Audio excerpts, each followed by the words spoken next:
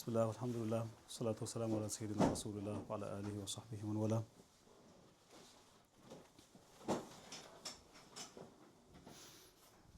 So we have a question from last week. I think it was posed by Arani or someone. Last week's discussion was on the concept of jadal, that is argumentation. We're looking at the verse in Surat Al Hajj, وَمِنَ النَّاسِ مَنْ يُجَادِلُ فِي اللَّهِ, the people that dispute and argue about Allah. And the discussion was on the concept of jadal and how the Quran views jadal, idea of argumentation, whether it's a good thing or a bad thing. And we studied this from the Abdullah ibn Abbas encounter with the Khawarij of his time, and how his style of debating, if you like, is literally a good representative of what a good debate should look like. The question that was, somehow lingering from last week was, how do we differentiate? How do we know that this is a good debate or a good argumentation or a bad one? At essence, really, apart from the ways of doing it, we've identified some principles from last week, how a good debate can take place, what's the best style of argumentation if you are to do it. So these are the methods or the principles that you go by, but the essential difference between al-jadal billati hiya ahsan or al-jidal billati hiya ahsan wal-jidal billati hiya aswa is essentially the one billati hiya ahsan is one that is centered around the truth. Both of us are after the truth. While the other one, the worst form of jadal, is centered around the ego. I want to be the one winning the argument. So it literally comes down to your intention. Al-jidal billati hiya ahsan is centered around the truth. You don't care whether the truth comes on my debater's tongue or on my tongue. It doesn't matter. What matters to me is the truth comes out. We learned this from Imam Shafi'i radiallahu anhu. He used to say, ما ناظرت أحدا إلا أحببت أن يظهر الحق على لسانه. That I have never debated with anyone except that I wished that truth comes on his tongue rather than on my own tongue. So that this becomes really not an ego-driven thing. Al-jidal billati hiya aswa is literally the complete opposite. I want me to be the one who arrives at the truth. If truth is there to begin with, there are people that just debate for the sake of debate. I want to come across as someone who is outspoken, someone who knows how to speak, articulate, etc., etc. Of course, this has nothing to do with al-jadal billati hiya ahsan. We have an entire discipline in Islamic studies called Adabu al-Bath wal-Munadara, the art of debate and argumentation. And there are literally methods and rules and principles. It's not an easy subject, by the way. How can I debate? When should I respond? What type of response should I have, etc., etc. That is to say that Muslims have exerted much efforts in solidifying this, because they took the Quranic reference to jadal seriously. But when in doubt, keep yourself away from jadal, because the ego is often there. The ego is often there. So one has to really be cautious with this. The other question was to do with perhaps irony again. She was asking, but there was like two classes ago or something, when we were looking at the idea of idols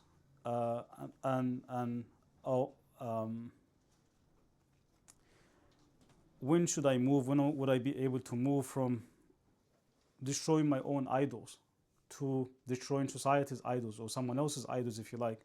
The idea of when do I know that I am done with myself and I'm ready to really I'm in a good position to try and fix things around me.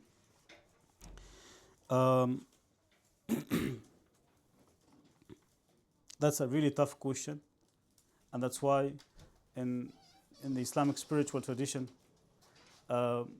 having a sheikh, having a teacher, having a mentor is a must. Because the teacher is the one that really can take you. He's observing your own states. We've looked at before at the concept of al-ahwal, that is the passing states of the heart, and we looked at al-maqamat. These are the more permanent states, if you like, permanent stations, or states, permanent states of the heart. When we grow spiritually with a teacher, with a sheikh or something, the sheikh is the best one to tell you whether you're really in a good position to become a teacher yourself and help and fix and work on other people, if that makes sense.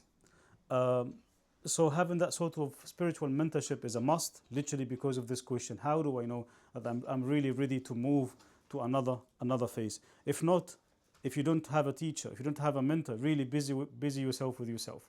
Keep focusing on your own ego, on your own self, on your own soul, because this is a long journey. We've lost this tradition, the tradition of tarbiyah. It's known as tarbiyah. Having a mentor, having a teacher, if you like, something that's so established to the Islamic tradition. The idea of sanad in hadith, having a chain, is something that is so essential in our tradition. Simply because of this, I know that you've been trained before you go and train others. So without having a teacher and a mentor that really tells you you're ready to go, it becomes a very risky endeavor. So you'd rather really busy yourself with yourself if you don't have a teacher as such. There is a Quran circle where we looked at the idea or the question of, what if I'm lacking a teacher? What should I do? What do I do? Perhaps I'll share a link, or Ahmad can share a link to this class on the group. I think we read a passage from Al-Ghazali that is to do with this basic state. What if I'm lacking a teacher? What do I do? But it's not an easy thing. Today we're looking at verses 5 to 7 of Surat Al Hajj. أعوذ بالله من الشيطان الرجيم. بسم الله الرحمن الرحيم. يا أيها الناس إن كنتم في ريب من البعث فإنا خلقناكم من تراب ثم من نطفة ثم من علقة ثم من مضغة مخلقة وغير مخلقة لنبين لكم ونقر في الأرحام ما نشاء إلى أجل مسمى ثم نخرجكم طفلا ثم لتبلغوا أشدكم ومنكم من يتوفى ومنكم من يرد إلى أرذل العمر لكي لا يعلم من بعد علم شيئا وترى الأرض هامدة فإذا أنزلنا عليها الماء اهتزت وربت وأنبتت من كل زوج بهيج ذلك بأن الله هو الحق وأنه يحيي الموتى وأنه على كل شيء قدير وأن الساعة آتية لا ريب فيها وأن الله يبعث من في القبور. Oh people, if you are ever in doubt about resurrection, the reality of resurrection, then look at this. Look at yourselves, basically. We've created you from dust. ثم من نطفة. Then this dust was turned into a drop, a float drop, if you like. ثم من علقة. Then from a clinging thing. ثم من مضغة مخلقة وغير مخلقة. Then from a piece of lump, either formed or unformed, as in either passes to the next stage or dies in the middle, so that we may clarify to you. وَنُقِرُّ فِي الْأَرْحَامِ مَا نَشَاءُ إِلَىٰ أَجَلٍ مُسَمَّى. Then these, the formed ones, the formed pieces of lump, if Allah decides that they will go and pass this stage, they go to the next stage where it takes them to infancy. You become a child. And after that you reach your maturity, if you like. There are people of you that will die before reaching that age of maturity. And there are people that would actually be delayed to an old age. لكي لا يعلم بعد علم شيئا. Where they would lose knowledge of everything they have known earlier. وترى الأرض هامدة. And when you look at the earth, dead, producing nothing, barren as a barren land. When we send down rain from heaven upon it, it becomes productive and produces fruit of different pairs, different kinds. This is because Allah is the reality and is the truth, and that He gives life back to the dead, and He has power over everything. And that is because the hour of the last day is coming. There is no doubt about it. وَأَنَّ اللَّهَ يَبْعَثُ مَنْ فِي الْقُبُورِ. And Allah resurrects the people that are in the graves. This passage is a continuation of the passages we've looked at. Surat Al Hajj, we said last week and the weeks before, begins with a reminder of taqwa and a reminder of the Day of Judgment. إِنَّ زَلْزَلَةَ السَّاعَةِ شَيْءٌ عَظِيمٌ. The earthquake of the last day is a big thing. يَوْمَ تَرَوْنَهَا تَذْهَلُ كُلُّ مُرْضَعَةٍ عَمَّا أَرْضَعَتْ. The day you see it, immediately the women that are breastfeeding in the minute will just throw away the babies. That's how difficult this is, which is something that you can't really fathom. People, nursing mothers, actually doing it in the minute would be throwing away the babies. وَتَضَعُ كُلُّ ذَاتِ حَمْلٍ حَمْلَهَا. And every pregnant woman would miscarry. وَتَرَى النَّاسَ سُكَارَى. You see people, they look drunk, but they are not drunk. It's just too heavy to handle. Then the Quran moves to the people that doubt this without knowledge. Today's verse, today's passage is a continuation of this, but by giving us some sort of proof to the reality of resurrection, which is through some form of analogy, if you like. As if the Quran is giving us in the beginning the initial idea or the concept, and then it's providing us with examples or with proofs. And the way the Quran does this is, we often see this passage, this verse that I just translated as an emotional verse. Touches us, like it looks at how we, develop, how we grow from this to that, and giving us some really minute details of how we develop. At a time, if we could spend an entire day looking at the science of this verse. We know of no other book that detailed these stages of the human being 14 centuries ago. For the Quran to speak with these details, it's just unbelievable. But that's not what I want to really focus on, even though this is in and of itself is really big enough to focus on.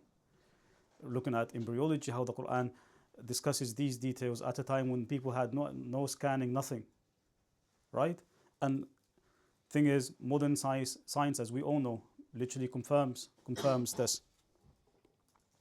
But what I want to focus on really is how the Quran makes arguments. So the Quran here is making an argument.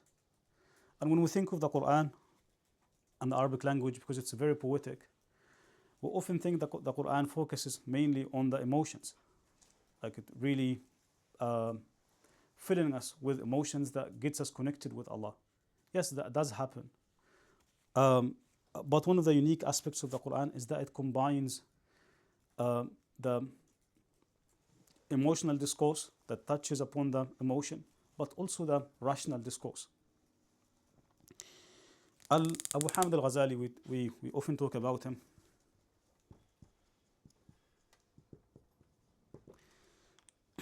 Has a really interesting book. He died in 1111. The book I'm referring to is called Al-Qistas al-Mustaqim.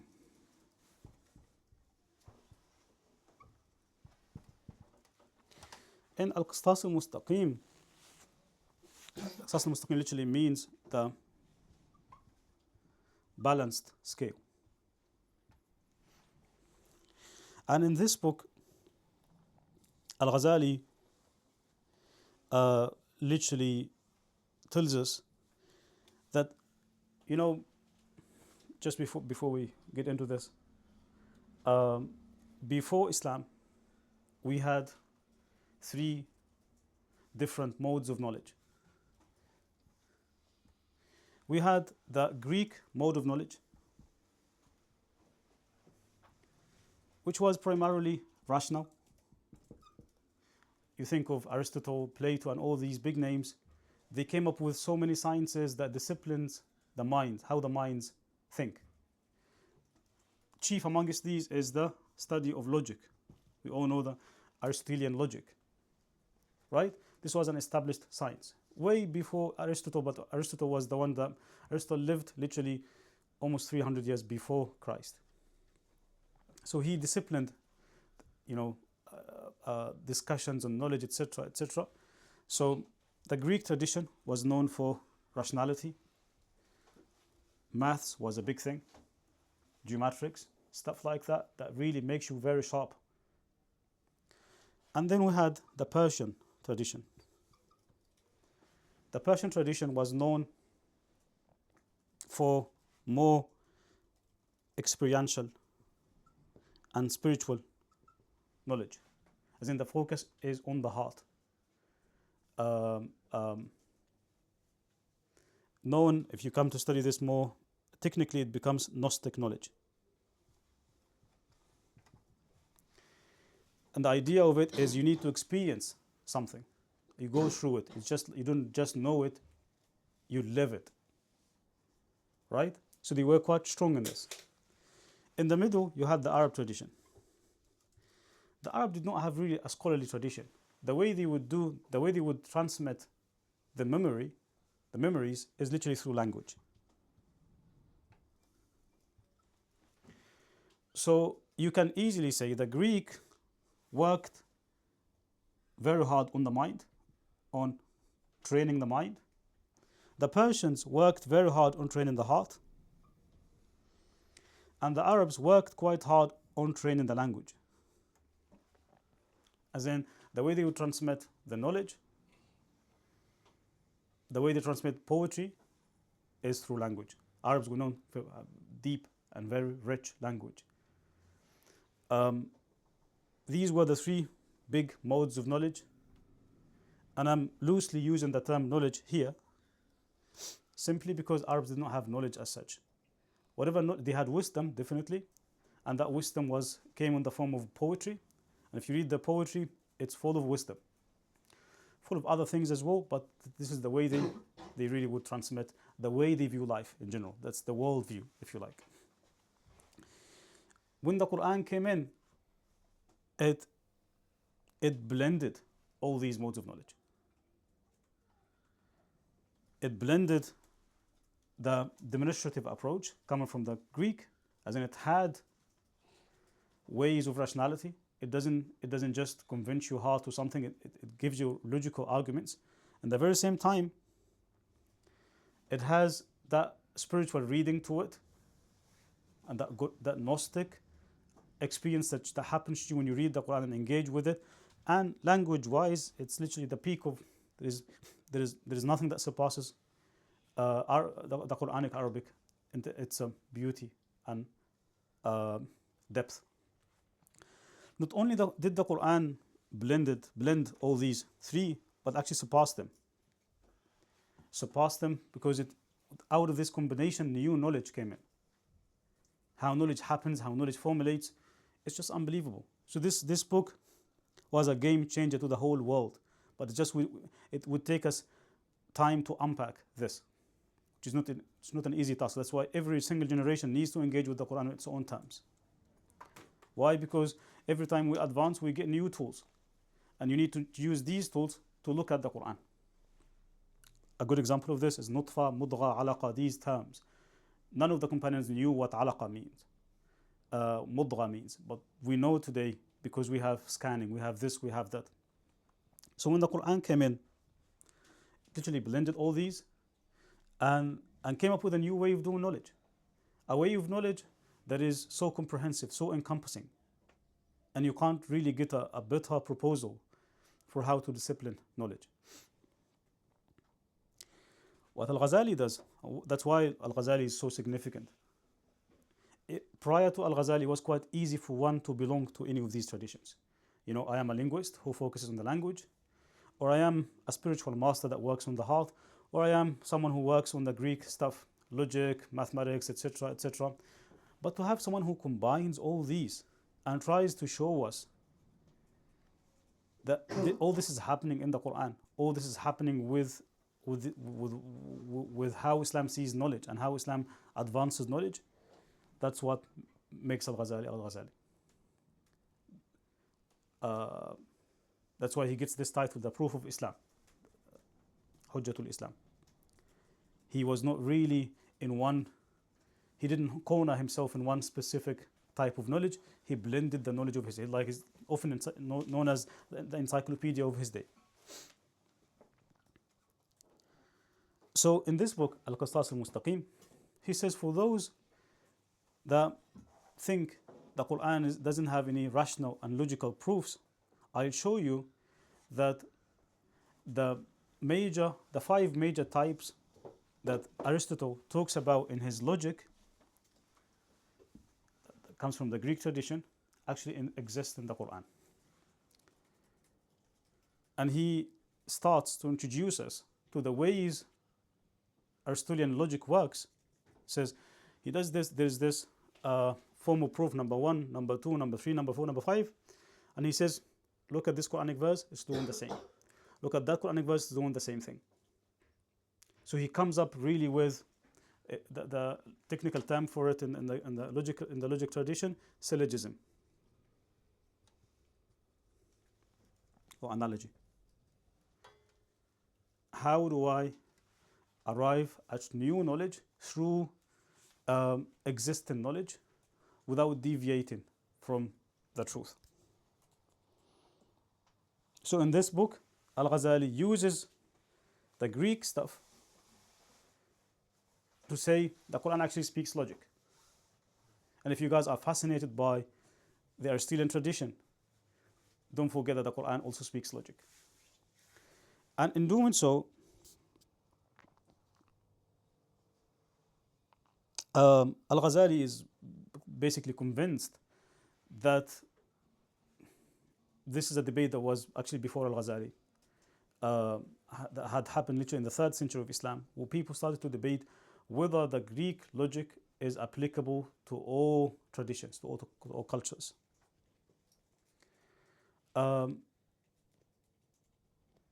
The most dominant view in the Islamic tradition was that the Greek logic that was developed by Aristotle in Greece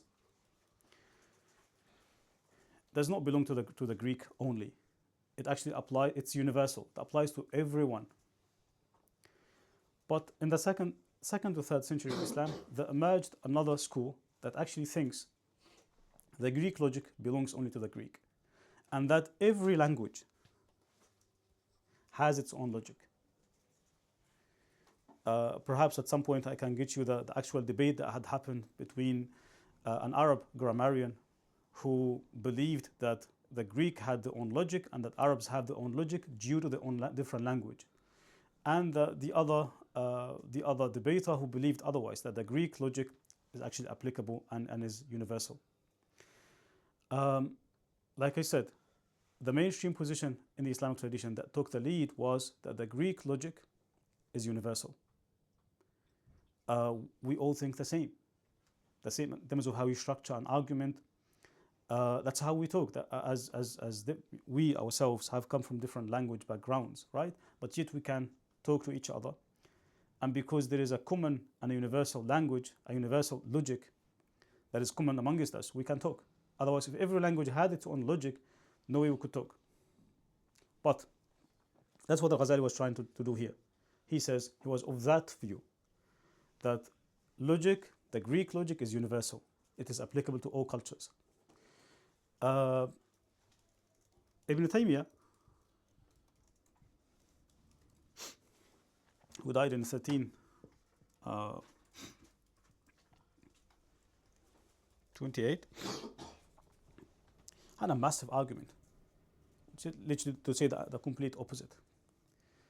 That the Arabic language has its own logic. You don't really have to study any other logic because the Quran speaks its own language.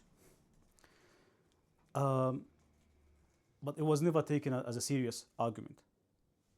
I mean, today people that believe in Ibn Taymiyyah's view, but it's never been the most dominant view.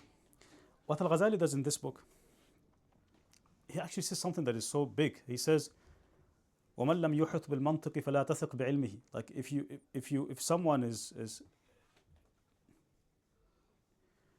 if someone does not master logic, don't trust his knowledge. Why? He says it trains your mind. Sometimes you think, there is a really important discussion in logic where you get to study the essence of things, the essence and the existence. How do I know that my definition of this, I'm debating the essence, not the existence of something, the thing in and of itself? How do I know? Like, people can confuse things very easily. So what the Greek logic does to you, it really sharpens your mind in unbelievable ways. That's why Al-Ghazali was led to this conclusion. مَنْ لَمْ يَتَعَلَّمِ الْمَنْطِقَ فَلَا يُوثَقُ بِعِلْمِهِ. If you have not studied logic, I wouldn't trust your knowledge. That led him to actually, he has a book in Usul al-Fiqh called Al-Mustasfa. And this book is a book in Usul al-Fiqh, in Islamic legal theory. You would expect the book to be talking about, methods of ijtihad, ways of arriving at Quranic rulings. He begins, one quota of the book is on Greek logic. He says, here I am using these tools that were produced by Aristotle to help me become so sharp when I deal with the Quran. Right? And he makes this is the standard textbook. If you go to Al-Azhar, if you go to Zaytuna, if you go to Qarawiyyin, they study this book. That's a standard textbook, right? In Usul al-Fiqh, Islamic legal theory. Begins with logic. One entire quota of it is on Greek logic. In this book, this is much simpler. This book is much easier. This one is a little bit more technical. This one is easier. I think it's accessible. 5 major ways of syllogism in the Greek sense of it. Analogy. I'll say in a bit what that means. He says this: if you look deeply in the Quran, you will see how the Quran does the very same thing, but in more living ways, as in concrete terms. He actually says the Quran has a plus point because it does not speak things in the abstract. It actually gives you concrete examples, while the Greek logic doesn't give any concrete examples. It's always in the abstract. So Al-Ghazali looks at this, and in this book, he gives examples. I'm not going to talk about the details of the book, but something in this book he calls Al-Qiyas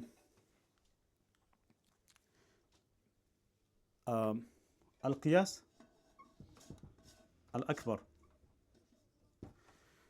Al-Qiyas, that's the greater analogy, if you like, or the greater form of syllogism. What happens here? He says, you have, this is formed of three steps. The first step is that you have a general rule. Then you have a specific case. Then you have a conclusion. What is this? He says the general rule in the Quran is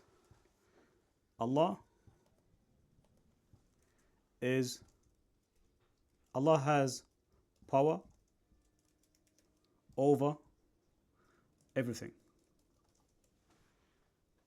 Right? That's a general rule to the Quran. Right? Don't we all say Allah ala kulli shay'in qadir? Runs across the Quran, inna Allah ala kulli shay'in. Allah is capable and has power over everything. The specific case would be resurrection is a thing. The conclusion is,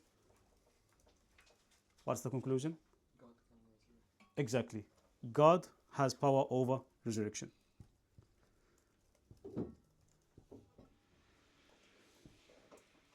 Resurrection. Do you see the point? He's trying to really solidify and apply this across the Quran by way of getting us to get universal ideas out of the Quran. What is the universal idea? He is using the Quranic expressions. The universal idea is Allah has power over everything. Inna Allah ala kulli shay'in qadir. Resurrection, al-ba'th, is a thing. That means God has power over it. So he applies this method across this section. General rule from the Quran, specific case like resurrection, conclusion that God has power over resurrection, or resurrection is possible. Right? That's what he calls al-qiyas al-akbar, the greater qiyas. But then he talks about al-qiyas al-awsat, or if you like, the middle reasoning, if you like. What is it? With al-qiyas al-awsat,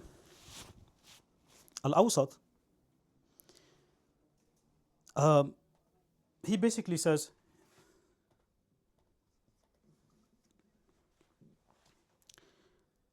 Allah originates this world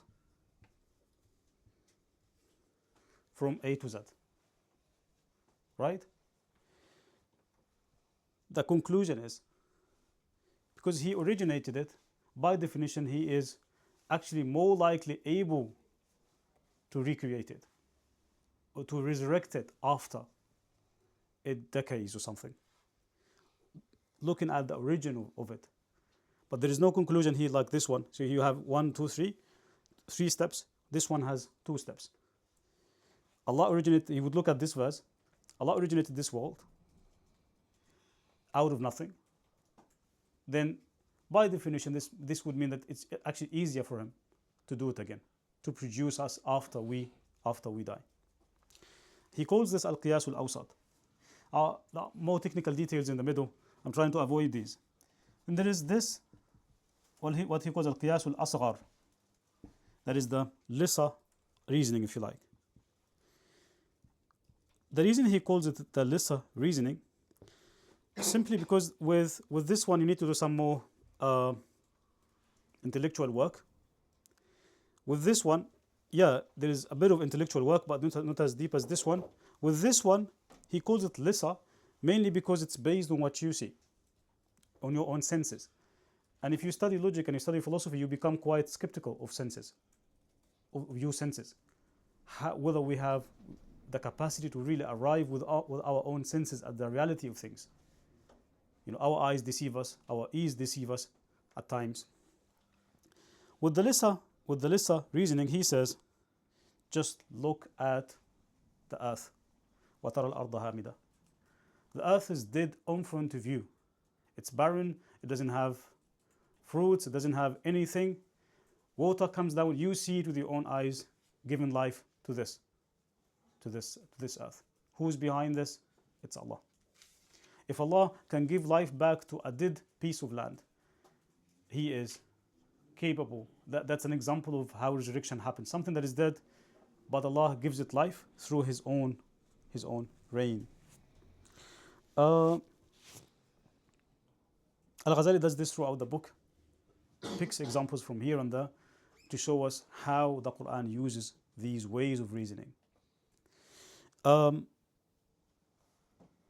the middle of this discussion, there is a discussion on the concept of al-illah. Al-illah literally means the effective cause. I mean, I'm really trying to avoid technical terms.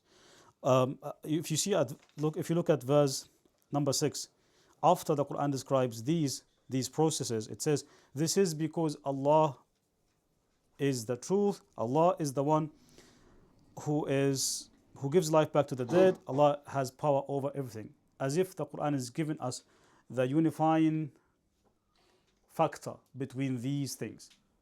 If Allah gave life back to the dead land, He can do anything else. That is the unifying factor, or the unifying effective cause that is common to this case and the other case. A famous example, just to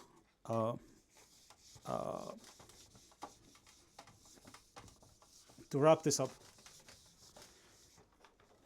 this idea of reasoning or syllogism developed into Islamic law, that you often have this 4-step process. You have the original case called al-asl, right? And then you have the specific or the new case, that is al-fara. Then you have the ruling of the original case, hukm al-asl. And then you have the ruling of the new case, right? That's the original case. Why is it original? Because it is mentioned in the Quran. Then we have the new case. What is the new case? Drugs. Then the ruling of the original case. What is the ruling of wine? What is it? Haram. The ruling of the new case would be? Why? Exactly. They both share in the same unifying, effective cause. What is the effective cause? You lose your mind, what is known as intoxication. Why did they introduce this word effective? Because sometimes you think this is the effective cause, but you end up realizing it's not really the effective cause. Maybe at some other point we can discuss this more technically, inshallah. But the idea here is this has to be effective. For scholars to arrive at, to know whether this is effective or not, they go through a process known as tanqih al-manat, and that's a different discussion. But that's how Muslim jurists made use of Greek logic. It literally systematizes, especially with stuff that are not mentioned literally in the Quran. This is not set on stone, because there are scholars that debated this. Like maybe at some point we discuss. We've already I've been introduced to Ibn Hazm, who's been a great disturber to so many things, in a good sense, because he doubts this whole process. But this whole process is a standard in Islamic law, right?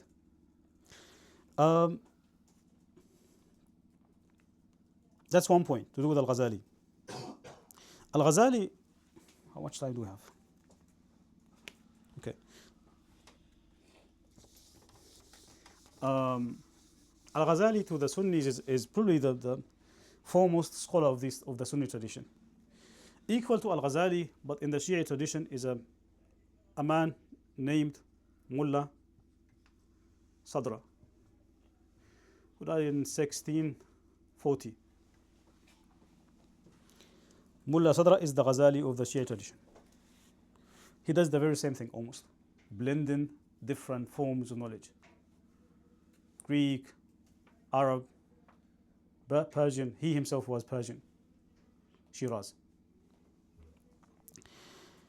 He came up with a really game-changing idea that is relevant to our discussion today. It's called Al-Haraka Al-Jawhariya. You can translate it as the substantial motion or movement. What is this? We have these phases. The Quran tells us in this verse, verse number 5, Allah created us from dust, then fluid drop, then we have that clinging thing, then we have it's either formed or unformed, then we have bones, then we become children, right? And then we become adults. Before this guy, before Mullah Sadra,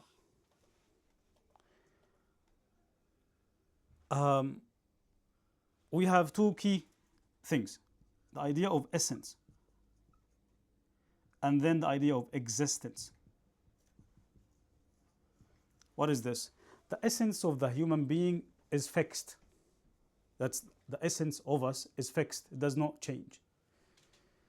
What changes is the manifestations of this essence in different phases. So apply this here. Allah says you were dust, drop of fluid drop, clinging thing, lump, bones, etc., etc. The essence is here.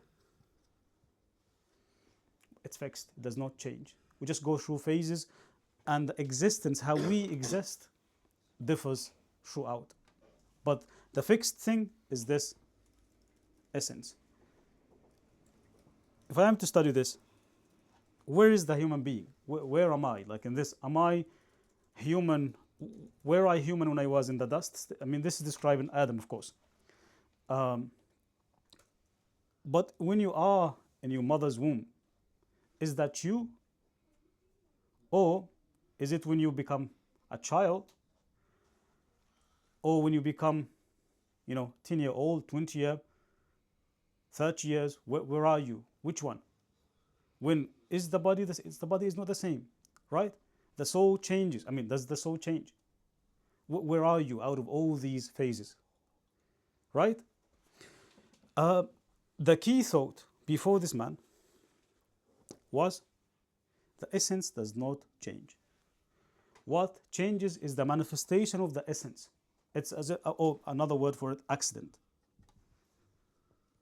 What changes is the accident. It's not, the change is not happening in the thing itself. It's happening to additional things that happen to it. Look, think of this. This is a wall, right? The wall, the actual wall is formed of cement. You came and painted this wall. The essence of the wall is not changed. What changed is the color of it. But the original of it, the essence of it has always been the same. The cement, the building block of it is the same. What changes maybe the shape of it, the color of it. These things are called the accidents. The colors, the shapes, but the essence is the same. Is that the same with us? What is the essential thing of us as humans? Is it the soul? And then the soul goes through phases, the phase of the dust, the phase of the drop, the phase of the clinging thing, etc., etc. The key idea before Mullah Sadra was the essence does not change. As humans, what changes is these phases. And according to this pre-Mullah Sadra's perspective, when we die, we die. As in, this essence died. My soul has been taken. If I take the soul to be the essence of this, all this, when I die, the soul has been taken, is now with Allah. So what happens when resurrection happens? Two views amongst Muslims. One says Allah will basically somehow, if you like, reassemble. We know that after we die, our bodies decay. What does Allah do for the Day of Judgment? He reassembles all these decayed stuff. That's one view. The other view says, actually, it's not reassembling. Allah will recreate bodies that are literally equal to the bodies that we had before we died. Is that clear? But then you have a debate that arises because of this. If Allah does not assemble, if I get rewarded or I get punished, it's not the same person. Someone else is being punished, someone else is being rewarded, right? So it's a really, really subtle debate in Islamic theology. This genius came up with this idea of the substantial. Substance is another word for essence. He says, by the substantial motion, he literally basically says, actually the essence itself changes. It's not just the accidents. It's not just the essence is not fixed. Changes with, I'm not the same person when I was a kid. I'm not the same person when I am 50 years of age. When I die, it's not the same person.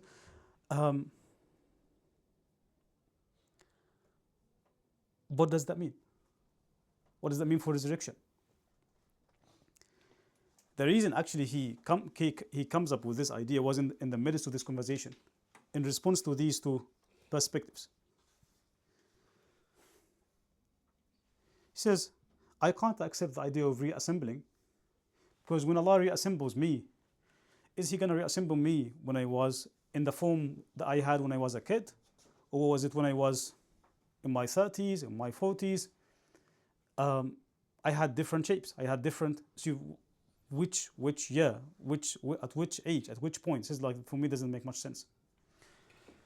The second idea of recreation, he says, actually, it's yeah, maybe it looks like me, but it's not me. Allah is recreating a new human being that looks like me. He says all this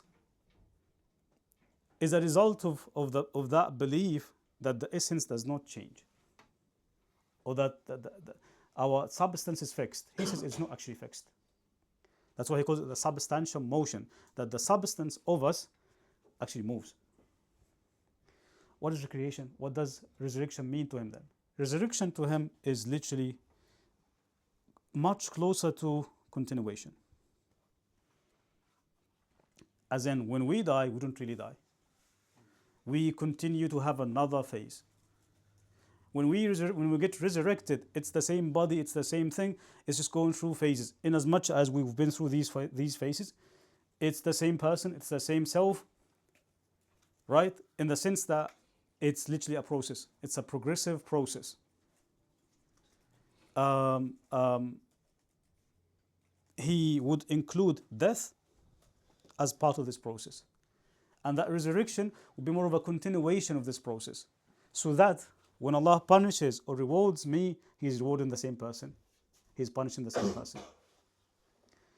You could pose a question to him by saying, but it's you literally saying that the essence is not changing in the very same time. He would say, all I said, at this point, before I was dust, it's just I wasn't fully formed. It's like a journey. I reached the ultimate point of this journey on the Day of Judgment. It is not like I reached it in the here. The pre-mullah's view was, I reach my end here. Right? And then after I die, that's a resurrection, recreation, With mullah, he actually says, no, it's all one process for this to apply to me. So I become the same person is being punished, the same person is being rewarded. Does this make sense? Um, his idea of the, I'm really trying to simplify as much as possible because the idea theologically is very, very deep. Um, uh, and the reason it's a game changing because it sorted out some of the key technical problems that Muslim theologians have had as to how do we respond to these things. If I'm being reassembled, which at which age, da, da, da, da. If it's a recreation, it's not the same person. I'm not the same person being punished. I'm not the same person being rewarded, etc. It says actually let's re-look at this. Why should we view these as ruptures, as ruptured lives? Our life in this world is just one phase, or one of the it has like 3 or 4 phases, but it's not the end of the world. What happens after this is a continuation of all this. And he actually would go back to Quranic verses such as وَإِنَّ الدَّارَ الْآخِرَةَ لَهِيَ الْحَيَوَانِ, says the hereafter is actually the real life. Why is it the real life? He says it's because this is the place where you reach your ultimate point. This is this I have before reaching the hereafter, you're not full yet. You went through these phases, but you haven't reached your ultimate point yet. I hope this clarifies rather than confuses.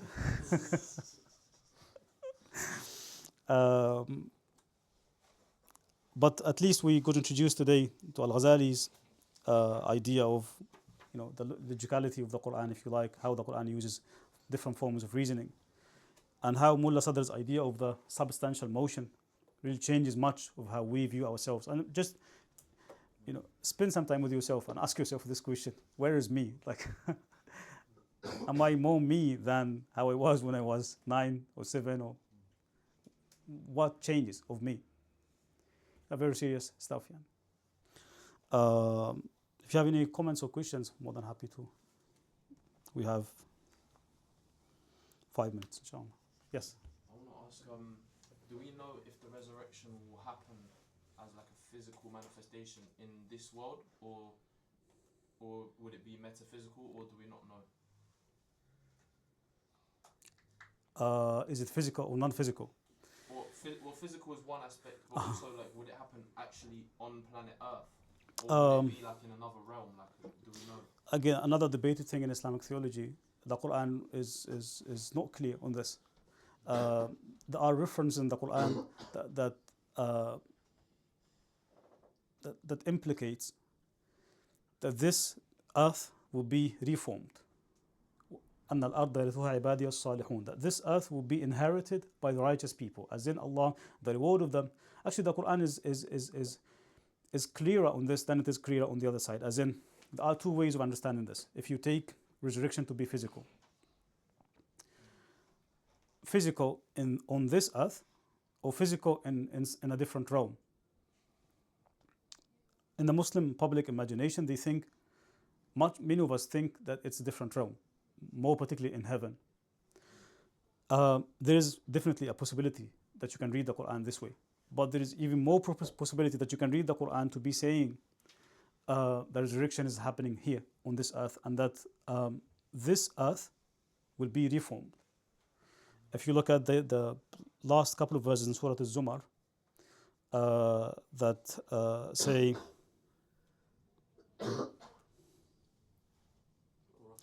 exactly, أَوْرَثْنَا أَرْضَنَا تَبَوَّأْ مِنَ الْجَنَّةِ حَيْثُ نَشَاءُ. So Allah made us the inheritors of the earth, and for us to really choose any parts of it as paradise. Okay, so when it says that Allah made those people the inheritors of the earth, it's not talking about at the time when they were there. That's a possibility. Because I was thinking, that's like, a possibility. If they built a big empire and became That's successful, we don't know for sure. We don't know for sure. But there are Muslim scholars that actually believe that resurrection, when it happens, it will be just more of a spiritual state. It's not an actual state. But the Quran seems to be supporting the more physical one. But the question becomes the location of it. Is it going to be here or in a different realm? The way you look at it, I think the Quran is clearer that it is going to be on earth. in this on this earth, but it will be a reformed earth. But neither view is solid, yeah, as in is not clear cut. Yeah. Hafiz.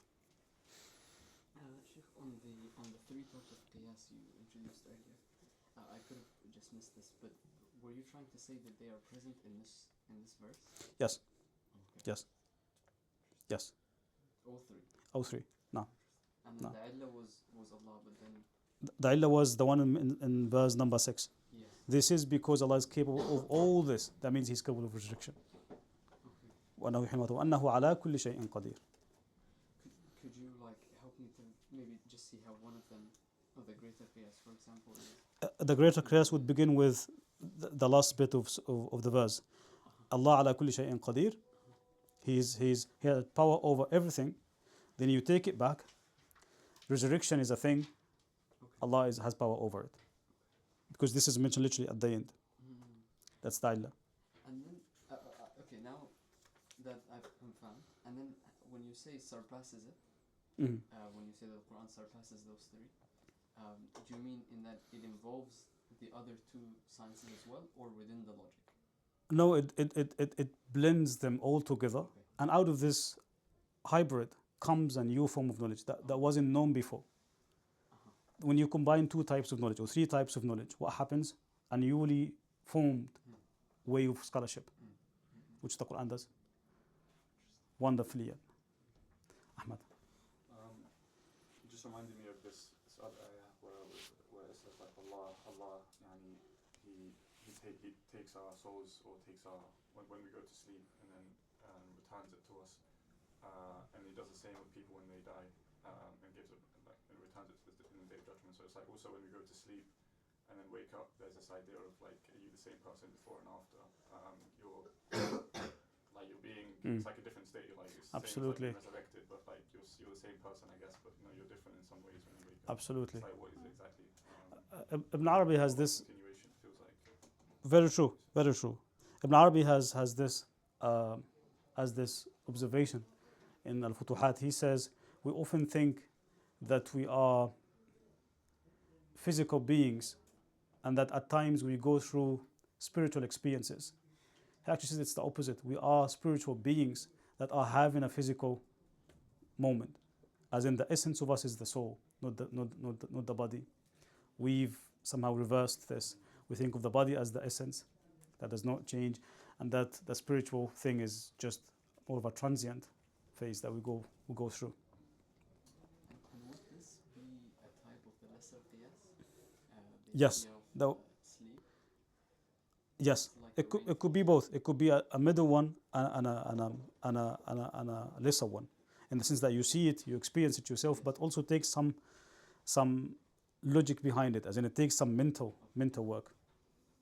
قوم يتفكرون says. Yes, exactly. لقوم يتفكرون. Indeed. Any other questions? Yes, yeah, Hakim. I'm pretty much confused. I'm not surprised. Yeah, I kind of get the logic of what he's saying, but the others are debating like he's saying it continues, that you go from dust, this and this and this and that. But he's saying continuity, but he's not saying what is it, like what is that continuity after dying, like after you lose the body, what is the next stage? He's not saying it. He's saying it's a continuity, so you're not losing anything, but he's not saying what is that continuity. Is that continuity a new body, or is it like the same body, or is it nothing, or is it just the soul being there? Like, I'm not really getting what is his answer to the question. Okay, that's a good question, Hakim. His idea is mainly to do with how do you view death? Do you view death as the end of things and that Allah will have to restart, if you like, after that? Or do you view death just as one out of many other phases that you go through? What is to continue? He would say it's at this point it will be your soul, but you need to look at the project, if you like, of the human. Oh, that's actually a good word. He looks at the human being like a project. This project begins with an idea. When does it come in its full form? After it goes through phases of execution. This full form of this project, of the human being project, will only be there on the day of judgment. After you experience the spiritual life without having the physical side of it, when your body decays, that in and of itself is a higher stage than having your body with you. Then you get this sort of reassemblage, if you like. I mean, if you subscribe to the fixed essence, these are difficult questions to grapple with. I remember myself when I was studying these as an undergrad, I couldn't answer. Like, I couldn't know what the Quran is saying.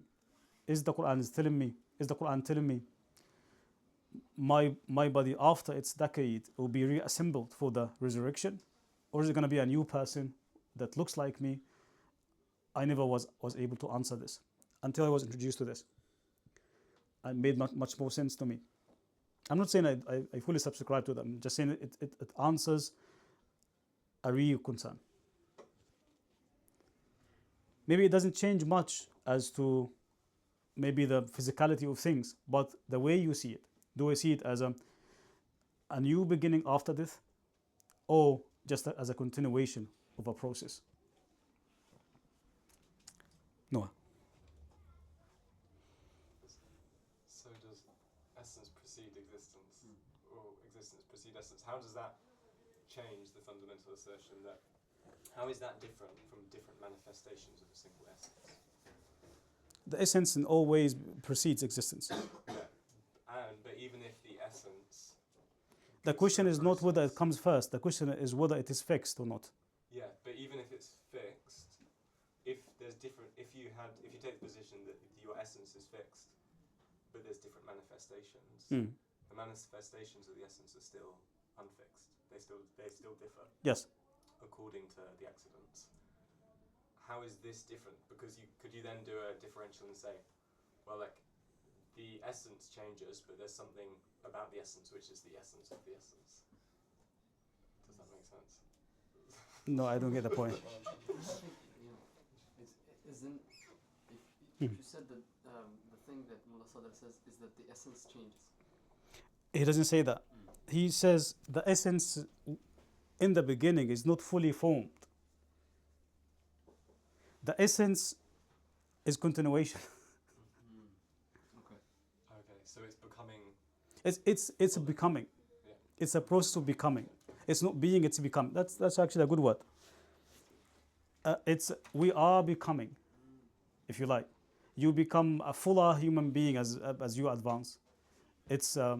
We often think I was there at the beginning, and then I went through all these phases. He says you're not there. You were not there fully. You became where you are now. If that makes sense. So becoming is a good word. Doesn't the essence also have to come into existence? So you could sort of like... The soul Yeah. is not created as such, according to the vast majority of Muslim theologians. Oh, really? Yeah. So as in that the soul always existed? No, I'm happy because this. We definitely have to tackle this next time because this is a. We have different types of creation that Allah has created. There is something called al-mujarradat, and then we have al-alam al-sufli, like the way we are created ourselves, the physical beings. You have the angels and the jinn. What makes these beings different from us?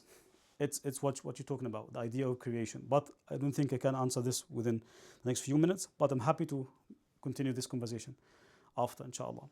But it's a good question. It's a good question. What's the soul? Was there a time when it didn't exist? Does it get created? What is it?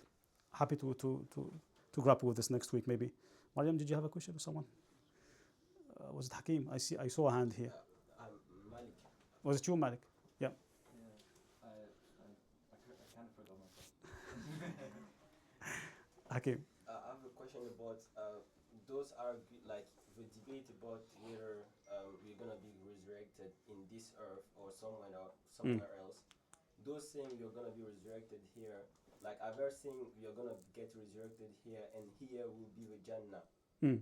Like I've ever seen like this earth reformated will be the like the Jannah, or are they saying the resurrection is gonna happen here in like a earth like are you getting my question? Like if they are saying this is gonna be reformated and be Jannah, Resurrection happening here. yeah, like resurrection is happening here, Uh-huh. right? But if they are saying it's as well gonna be the Jannah, because they are saying like the earth will belong to the righteous people, Uh-huh. right? So if they are saying here is the Jannah, what about what the Prophet visited in the like heavens? So how can this be the heaven Mm. if he visited something If up you, there? if you agree with Aisha radiallahu anha, Aisha was of the view that this did not happen physically. It was just a vision that the Prophet had seen. It was not like a real journey. It was more of a vision that he had seen. But if you took the other view that believes this physically happened, where the Prophet ﷺ, ascended in heaven, etc., it is possible. I can't see why this contradicts that. Like, we're not saying there is no heaven. There is heaven, but where is Jannah gonna be? According to this perspective, it's gonna be on earth. It doesn't deny the existence of heaven. It just says that paradise is gonna be here on earth, according to this reading of the Quran. Like I said, the Quran is not very clear cut on this. Yeah, but like my thing is like that means the Jannah is not really created yet, because this earth like have to be reformated. There is I know everything will sound debatable now, but it's there is, if you study Islamic theology, this is one of the key debates, whether Jannah is created by now or not. Oh. Yeah. That's wise. Yes, yeah, Hunay. Just to reiterate on Ghazalian logic, Yeah. the book that you recommended, I didn't catch the name, but also Al- do you recommend having already read into sort of Greek and Aristotelian logic before you read it, or just going straight in as it explains both? Al-Qistas al-Mustaqim is the name of the book. This book, actually, he wrote it in response to the Batinites. It's a group of people that lived in Al-Ghazali's time.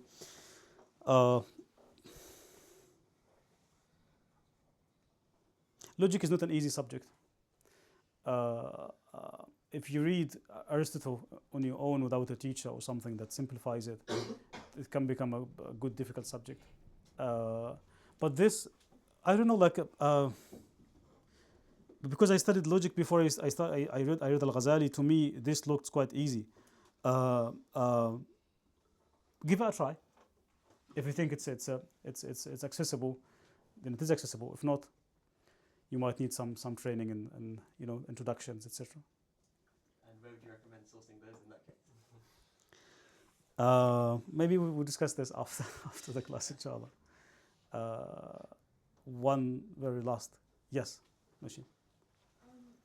Could you just go through the concepts of the middle? Because I got the greater analogy, but the middle analogy and the lesser analogy are a bit confusing. I mean, unless it's How about we dedicate the next class to this? Really, I'm happy to dedicate the next class to this discussion. I can come up with other examples. I see there is some form of unclarity as to how he uses the middle one, but he actually has other forms in the book. I was just trying to focus on the verse, but I'm happy to cover this maybe next week, if that helps. Yeah. Thank you so much. Hafid, did you have a question or comment? Are you sure? Okay, no problem. Thank you so much. We'll see you next week, inshallah. سبحانك اللهم وبحمدك نشهد أن لا إله إلا أنت نستغفرك ونتوب إليك.